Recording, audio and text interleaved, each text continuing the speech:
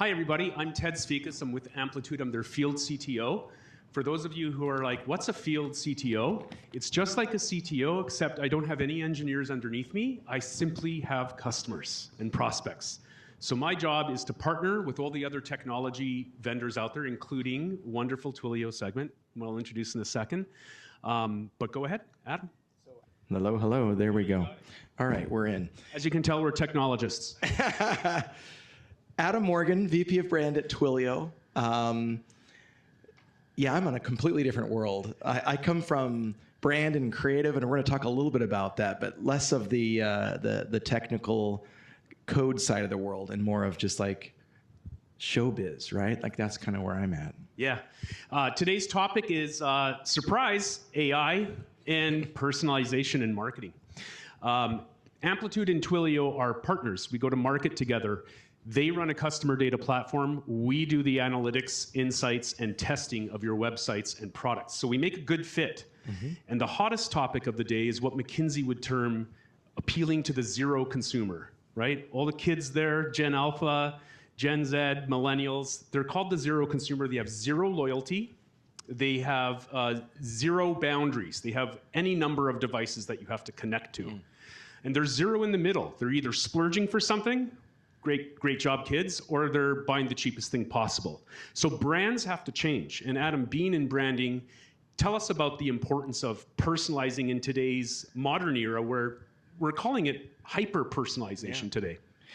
Although we do need to make one note, when we're talking about this chain of all these connected software, there's also the data lake at the end, which is AWS, which is, unfortunately, the person had an issue at the last minute, so we only have the two of us. So we'll do our best to try and talk to that part of it. But yeah, personalization, that's been the story for like, I don't know, how long have you guys been hearing that personalization at scale for like a decade? It feels like it's been a long time for me in a big part of my career. But I think the reality is like, we're there. Like it's happening. It's been there in many ways. And we're gonna dig into that a little bit more. But yeah, the hyper-personalization. So it doesn't matter what device the kids are on. Yeah, we need to deliver that. And for us, through a CDP, that's how you're bringing in all the data from whatever, first party, third party, whatever it is, putting it all together and being able to make those audiences. And you can make big audiences or an audience of one, and then be able to push out to the right message at the right moment in real time because you're getting all of that data instantly. So it's happening, and it's just what we do, I guess. Yeah, we have the same thing at Amplitude where on the left-hand side where data surfaces, we call it the omni-channel. You know, we all have different terminology. On the right side, that's where all the fun stuff takes place. That's where you get to activate your campaigns, the multi-channel. Unifying that sounds logically sound. It sounds pretty simple to do, but in reality, it's not. Very hard. Yeah, very hard. Earlier today, I saw probably what was the best presentation from that fellow at Luma. I don't know if you guys were here to see that. That was awesome. Note to self, need to be like 100 times better with my presentations from now on. But he said something really important. He said it's, you know, if you're not dabbling with AI, and he showed a piece of the pie, 4% of marketers weren't, the other 96% were to some extent, then he referenced Dumb and Dumber with Jim Carrey, which I thought was really funny. But the same can be said with personalization. If you're not doing it, you're probably not a big brand right now. To some extent, you have to personalize. You have to know your customer, right? So there are challenges with doing that. It's not effectively plug and play. In today's composable architectures, you can pick any number of solutions, whether it's Segment or Twilio Segment or Amplitude, and you're supposed to be able to drag them in and out. That sounds like fun, right? And it should be technically, but it's actually very hard. From your end of the aisle, what have you seen as challenges to personalization today? Cross channels. So let me give you an example. When's the last time any of you have been on maybe a service call and you're talking with a rep and they're trying to go through your data and there's all these problems, and then that's it, like it stays on the phone? Well, luckily there have been problems, like behind the scenes to connect across all of these different channels is hard, but it's possible. And we've got some new stuff with Twilio that's pretty exciting. For example, imagine if they were talking to you at that service call and then just said, well, here, we're just going to text you this little thing to sign. or maybe instantly go from text to email, from email to voice and back and forth. Like that in the past has never happened. But when you think about it, behind the scenes, there's so much data that needs to be all connected. It's not just a matter of knowing some of those things. Like, sure, they can look up your email and you wait on the call for like a minute until they finally send you that email. But to have it all instantaneous and in real time is pretty crazy. And that's what we're delivering right now. So you could go across all those channels, still stitch them together, and keep that same person in mind, no matter what their phone number or their other thing was. Like, it's all connected in a singular profile, and makes it a lot easier. Yeah, I totally agree with that. I had another conversation with a fellow from Snowflake earlier today too, and they're one of the biggest data providers for AI models. And we both agreed, even though we're at this point where all this AI stuff is being pushed at us, it's almost like the dot-com boom of the early 2000s. I'm old enough to remember that. I just came to the United States and lost my job in 3 months after coming here. But we weren't ready for all that stuff. We weren't ready for it. And there was so much of it to choose from, so it exploded, right? And so AI, I see the same thing, except instead of an application layer like a .com, I see a data layer that is unfit and not fit for use yet. Collecting data, enriching it, preserving it with compliance and privacy laws is the next big challenge. And I've been doing this for 20 years in solution consulting. And it's probably the one thing that has disappointed me year after year. I keep meeting clients and they're still not ready. Sometimes there's good reasons. Sometimes data should be in silos with banks, with healthcare, et cetera. But other times it's lack of cohesion, or the team isn't ready, or Sally's on vacation and Rick said no, and how come this? And so all those things matter, and that's the biggest part I think that we have to get to before we can realize the layering in of AI functionality. Segment has a lot of AI functionality and is embedded in a lot of architectures that produce AI and take advantage of it. What are some of the common complaints / benefits that you see when clients and brands take on a segment? Are they ready for that, or does it take them forever? Well, let's focus on the good things here. I think we all know we have problems, but I would say, some really good things that I see, at least in our platform, that are really, really helpful. You talked about compliance and regulations. There's a lot out there, and sometimes that can be a headache to try and manage all of that, especially across multiple channels. Fortunately, that's built in, where you can go in and set it all up, and we'll take care of that for you, so you don't have to try and manually manage all those rules and regulations. So it's pretty handy.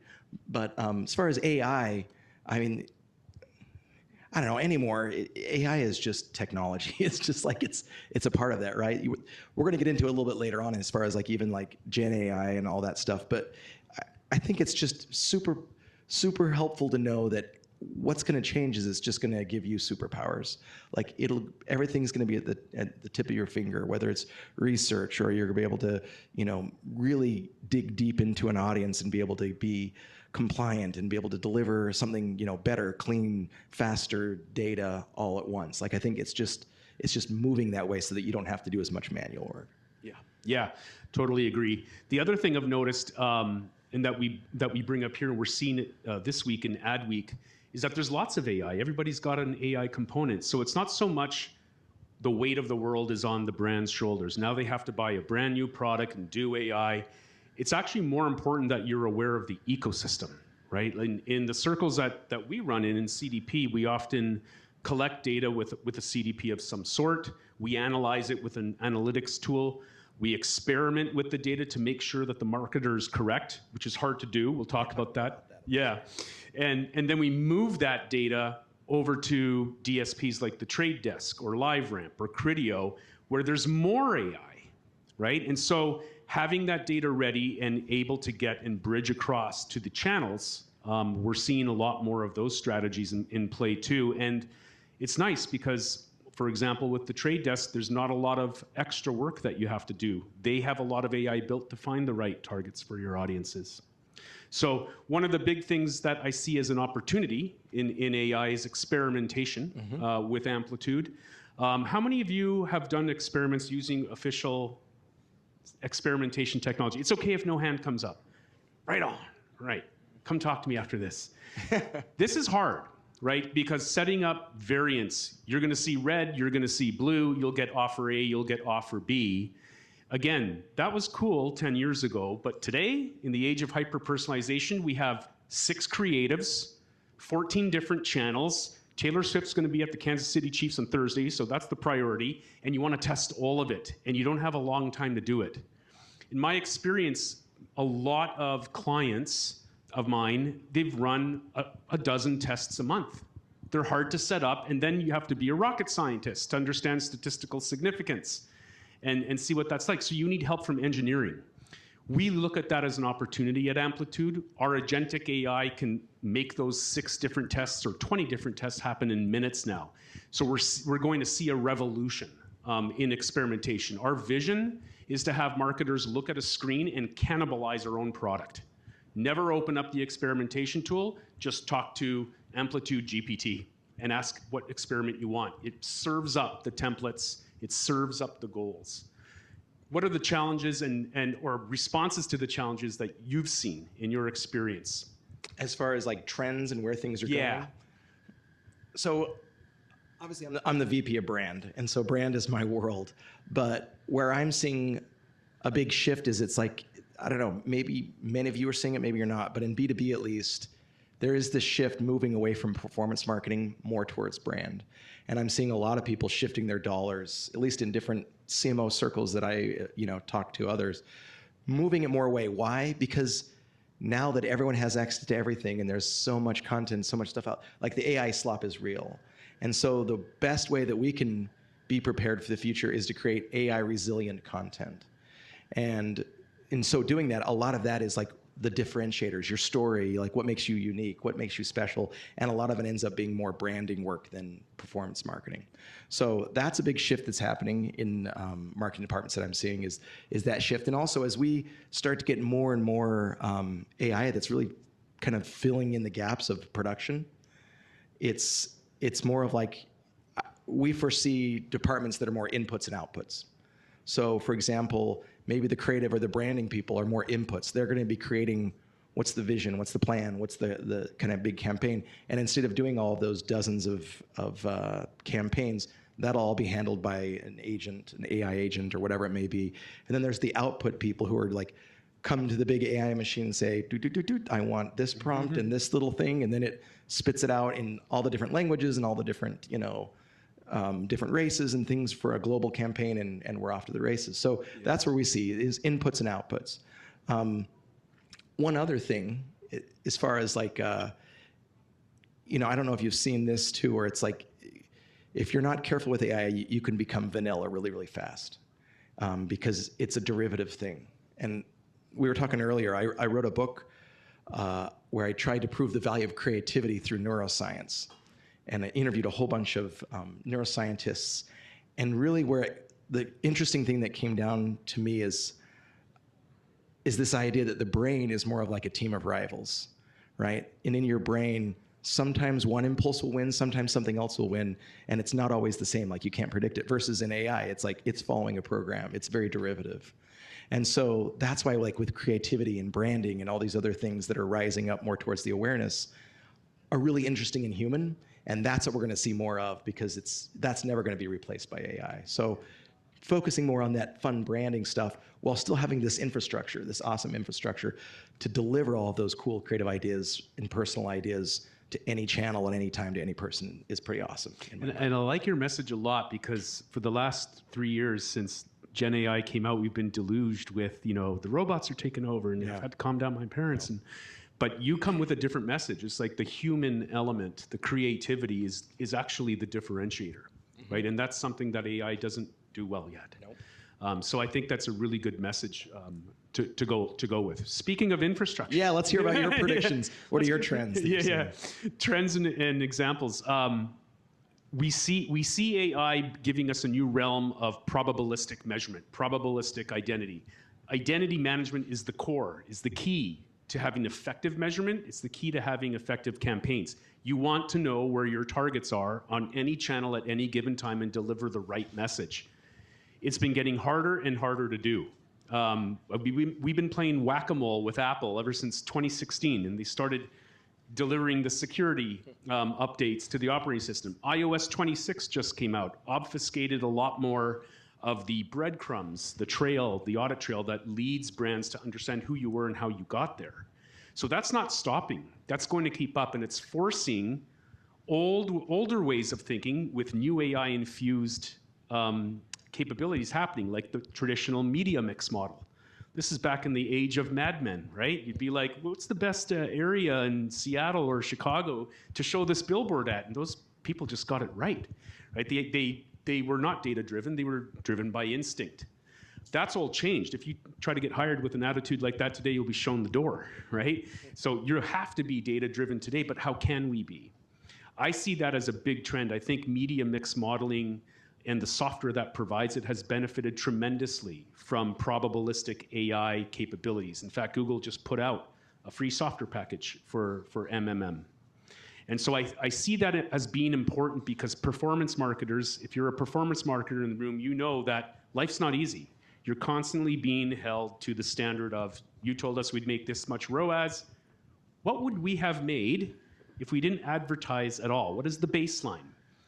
And so that incremental gain from advertising is what should be measured. And it's hard to do without a baseline. And so I see media mix modeling coming back with good AI capabilities. And the best thing about it is it doesn't break the law, right? In the last 10 years, the most popular question I got from my clients was, who is this person on my website? I'm like, that's the point. You're not supposed to know. You have to ask. It's called consent. They're like, no, we don't want to do that. We used to be able to find out with third-party cookies before. Yeah. Right. Well, that's no longer a feasible strategy, hasn't been for a few years now. And so we have to get back to the probabilistic world. And right now in the United States, there is no AI law per se prohibiting how far we can go. We're letting our corporate partners figure that part out. Yeah. In Europe, it's the law for AI and how far it can go without consent is currently being drafted, and we should expect more news from that next year as well. So I'm seeing that. I'm seeing AI come back, but in a different form that we may have expected for marketers. That's awesome. Yeah. Well, that was the end of our questions that we had for each other. So I'm not sure what's next on the program. Did we have Q&A or are we just... Let's do Q&A if anyone's got one. Any particular engineering feats that you would like to hear of, experiences that from our common clientele? And that's okay too. Got one over here. Got one? Okay. Hold on, a mic's coming. Not an engineering question, actually, but Adam, you mentioned, I think you put it creating AI resilient content as something that's critical. Could you expand upon that a little bit? Sure. I'd just love to hear a few more thoughts there. Think about the type of content we've done in the past to pump up our SEO. You know, a whole bunch of blogs, some little ads, some little listicles, whatever it may be. But all that kind of stuff is really easily created in AI en masse. You could create tons and tons of that content. So the stuff that we're seeing that is more AI resilient, like video shot in real, who was this one company? They created an Irish pub in their office that was tactile and real, so that you could tell it wasn't AI generated. As you know, you can seek the type of video that AI generates right now, and people are trying to create moments that stand out better and give better differentiation for your brand. So it's also going to be content that has unique stories, content that is full of a lot of emotion, content that it basically isn't just, it sounds like robotic, right? So I think that's kind of what we're pushing at, is how do we create more AI protected content so that, you know, as SEO is disappearing and we're getting more into AEO, how does that help rise and give us the right reach, I guess, where people can find us. So that's what I'm talking about with like AI resistant. Does that help? Yeah, thanks, man. You're welcome. Good stuff. Oh, they shut us down. Yeah. Anything else? Are we all good? Oh, here we go.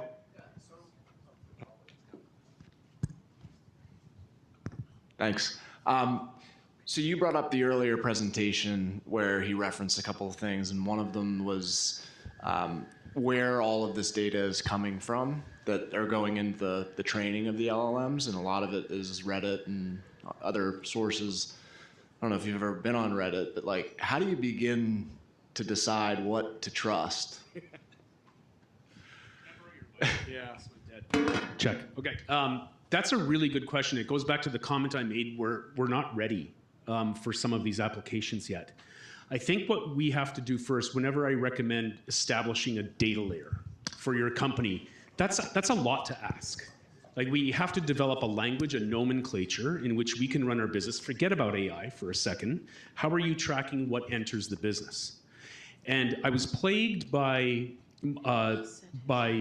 desires, strategies that wanted big data for so long. Remember that phase we went through as an industry? Big data, you should buy as much from Amazon, Snowflake, Databricks as possible can. It costs a lot of money, but you need it. It's the difference now. It's small data. Small language models are now coming into effect where we have purpose-built GPTs that are very good at what they do and provide that rich history and depth rather than trying to be too broad. So when you bring up Reddit, to me, that's a harvesting ground for the perfect kind of data, as long as you can translate what's being said on Reddit to your own language, to your own brand, how it matters. So you have to have your own language, and you have to have kind of like, these are going out like all the time, and you have to have the ability to talk to the platforms that provide it. I like Reddit because there's sentiment, thumbs up, thumbs down, there's context, there's even sarcasm, right? And it's starting to learn. It's starting to say whenever people swear on Reddit, it's probably sarcasm coming up. And it starts to learn. So I like using the same source of data for our LLMs coming up, but I see them federating now, rather than giving Sam Altman the keys to that castle for the rest of eternity. I don't think it goes that way.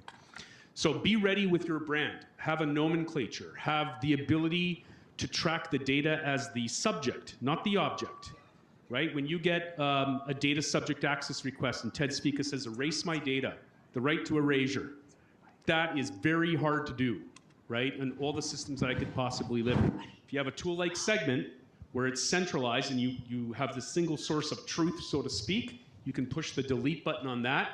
You still have to play whack-a-mole on all your other systems and get rid of all the data there. But at least there's a starting point where you can cease the data to egress from your environment. So we have to have the data layer in place. We have to have the nomenclature. We have to have the ability to audit and track the data. And that sounds really boring, but it's the first step before you can really make these language models sing. Yeah. As you can tell, I feel very passionate about that. It's a tough thing to do, and it's expensive. But the good news is it's like a big peak of effort in the beginning, and then it tails off. Then it's maintenance after that. You're modifying data. At Amplitude, for example, we have an interface that says, show me all the events that are taking place that no one's using. Why are they here? Why am I paying for this data? It's not just about money, but why is it polluting my databases? It probably isn't helping my large language model. Get rid of it. Why was it here to begin with? We have an audit trail for that in our governance. Good stuff. Thank you, everybody. And thank you so much, Brand Innovators.